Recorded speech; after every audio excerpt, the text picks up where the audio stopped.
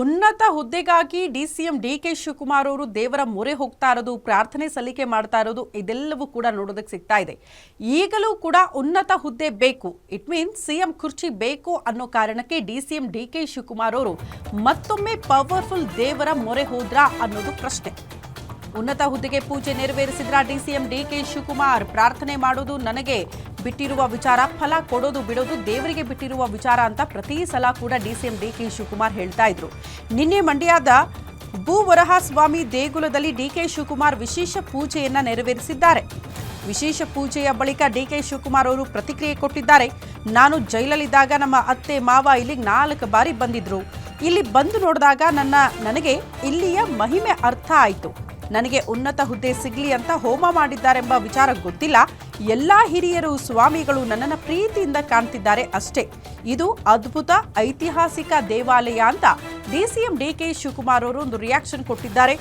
ಭೂವರಹಸ್ವಾಮಿ ದೇಗುಲದಲ್ಲಿ ವಿಶೇಷ ಪೂಜೆಯನ್ನ ನೆರವೇರಿಸಿದ ಬಳಿಕ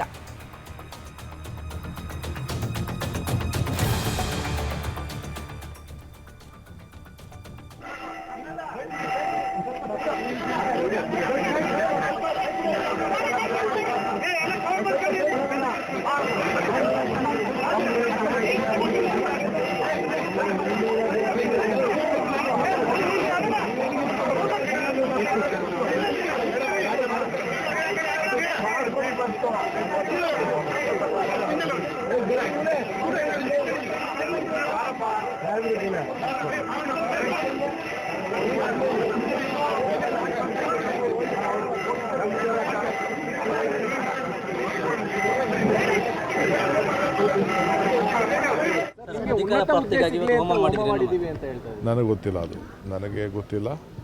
ಇಲ್ಲಿಗೆ ಬನ್ನಿ ಏನು ತರಬೇಕು ಅಂತ ಕೇಳಿದೆ. ಹೂವು ತರಬೇಕಾ, ಕಾಯಿ ತರಬೇಕಾ, ಹಣ್ಣು ತರಬೇಕಾ, ಏನಿಲ್ಲ ಬಂದು ಸುಮ್ಮನೆ ನೀವು ದರ್ಶನ ಮಾಡ್ಕೊಂಡು ಹೋಗಿ ಅಂತೇಳಿ. ನನಗೆ ಯಾರು ಏನು ಮಾಡಿದ್ರು ಅಂತ ಗೊತ್ತಿಲ್ಲ. ನನಗೆ ಏನು ಪ್ರಾರ್ಥನೆ ಮಾಡಿದ್ದಾರೆ ಅಂತ ನನಗೆ ಏನು ಗೊತ್ತಿಲ್ಲ.